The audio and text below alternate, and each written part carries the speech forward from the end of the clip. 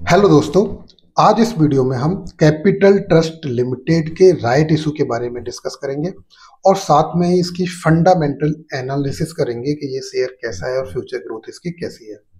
But video start करने से पहले एक डिस्क्लेमर देता हूं मैं आपको दोस्तों, मैं सेबी रजिस्टर्ड फाइनेंशियल एडवाइजर नहीं हूं। तो ये जस्ट केवल एजुकेशनल पर्पज के लिए है, कोई भी बाई एंड सेल रिकमेंडेशन नहीं है। आप अपने फाइनेंशियल एडवाइजर से डिस्कस करें, खुद से रिसर्च करें, उसके बाद ही इन्वेस्ट करें। तो चलो वीडियो को स्टार्ट कर लेते हैं दोस्तों। तो कैपिटल ट्रस्ट लिमिटेड ये जो कंपनी है ये राइट इशू लेके आई है। इससे पहले भी ये राइट इशू लेके आई थी 18 जून 2025 को।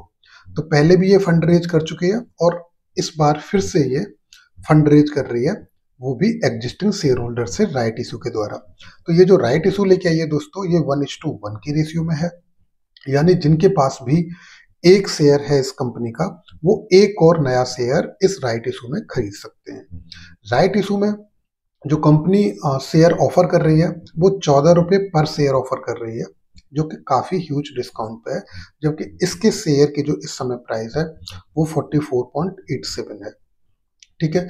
तो जो जो भी 10 अक्टूबर जो इन्होंने रिकॉर्ड डेट रखी है दोस्तों, वो 10 अक्टूबर 2025 रखी है। तो जो भी शेयर होल्डर्स 10 अक्टूबर 2025 को इस कंपनी के होंगे वो इस राइट इशू के लिए एलिजिबल होंगे, क्योंकि इंडिया में T+1 इम्प्लीमेंटेड है।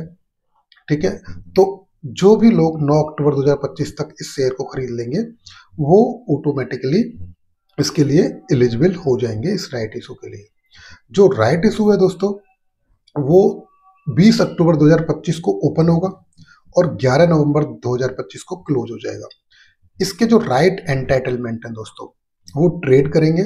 जो भी एग्जिस्टिंग शेयर होल्डर्स हैं 10 अक्टूबर 2025 को, जो भी इसके लिए एलिजिबल शेयर होल्डर्स होंगे, उनके डीमेट अकाउंट में ये राइट एंटाइटलमेंट आ जाएंगे। तो जितने आपके पास शेयर हैं उतने ही राइट एंटाइटलमेंट के भी शेयर्स आ जाएंगे आपके पास, जो ट्रेड करेंगे। ठीक है। तो अगर कोई एग्जिस्टिंग शेयर होल्डर्स इस राइट इशू में पार्टिसिपेट नहीं करता है, यानी कि वो नए शेयर नहीं खरीदना चाहता है, तो इन राइट एंटाइटलमेंट को बेच के वो बाहर आ सकता है। ठीक है।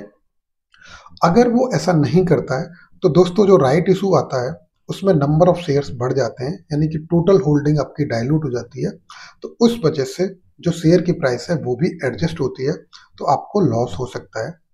तो या तो आप राइट एंटाइटलमेंट बेच दें या फिर आप इस राइट इशू में पार्टिसिपेट करें, नए शेयर खरीद लें। राइट एंटाइटलमेंट बेचने की जो आखिरी तारीख दी है इन्होंने, जो लास्ट डेट है वो 6 नवंबर 2025 है। ठीक है। इसकी जो इस समय प्राइस है वो 44.87 है। 14 ये ऑफर कर रहे हैं। तो अगर प्राइस एडजस्टमेंट के बाद जो नई प्राइस इसकी होगी राइट इशू में, तो 45 प्लस 14 करें 59 हो गया, अराउंड 60 मान लेते हैं, डिवाइडेड बाई 2 तो 30 के आसपास इसकी रिकॉर्ड डेट के बाद प्राइस रहेगी, एडजस्ट होने के बाद। बाकी मार्केट पर डिपेंड करता है, थोड़ी कम या ज़्यादा भी हो सकती है।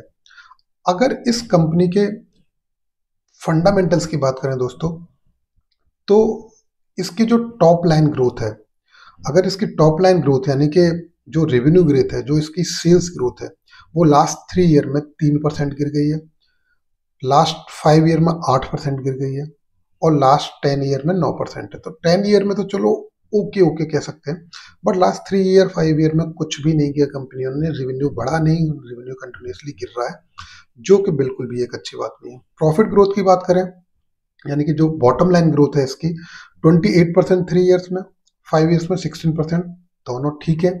बट 10 ईयर्स में -19%, यानी कि 10 ईयर्स में प्रॉफिट ग्रोथ घटी है, जो कि अच्छी बात नहीं है, लेकिन 3 ईयर्स 5 ईयर्स में बढ़ गई है। अगर इसके एनपी की बात करें दोस्तों, ये जो कैपिटल ट्रस्ट लिमिटेड है ये एनबीएफसी है, नॉन बैंकिंग फाइनेंस कंपनी है।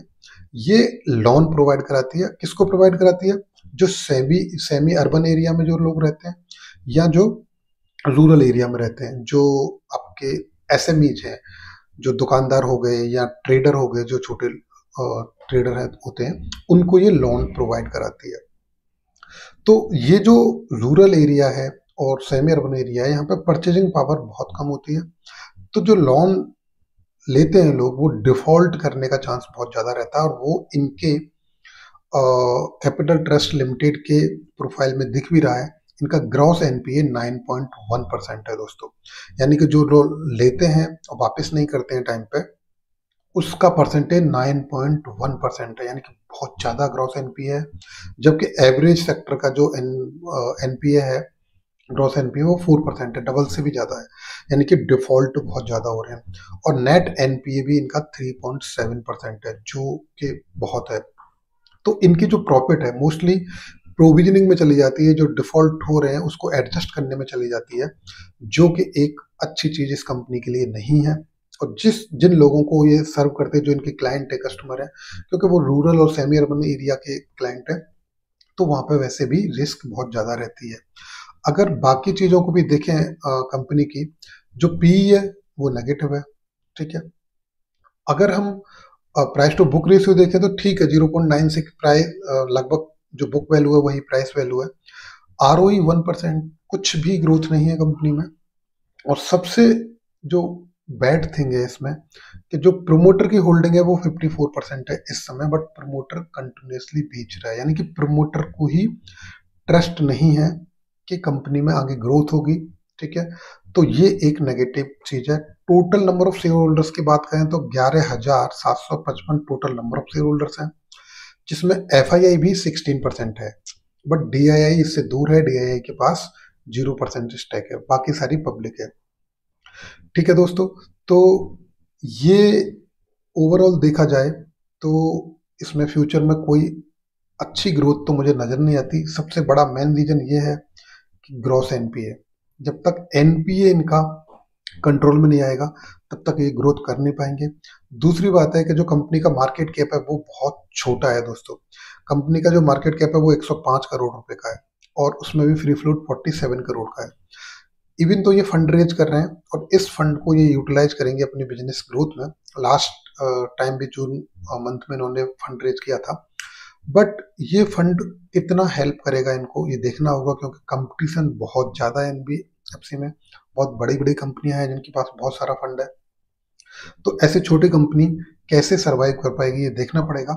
और अगेन मैं वही कहूँगा कि जो जिस सेगमेंट को ये सर्व करते हैं, जो रूरल एरिया है, सेमी अर्बन एरिया है, वहाँ पे परचेजिंग पावर नहीं है, डिफॉल्ट का चांस बहुत ज़्यादा है, क्रॉस एनपीए कंट्रोल करना इनके लिए बहुत बड़ा चैलेंज है दोस्तों।